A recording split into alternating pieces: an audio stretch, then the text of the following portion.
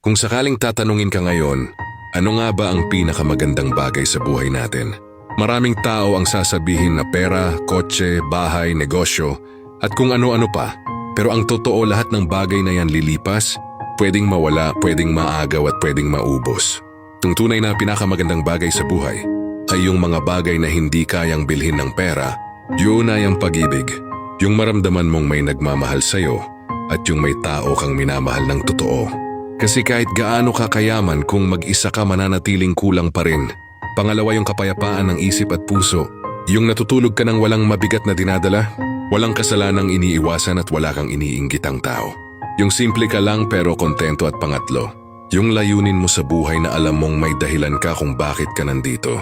Na sa bawat hakbang mo may direksyon at higit sa lahat, alam mong hawak ka ng Diyos. Sa huli, ang pinakamagandang bagay sa buhay ay hindi nakikita sa mata, kundi nararamdaman ng puso, pagmamahal, kapayapaan at pananampalataya.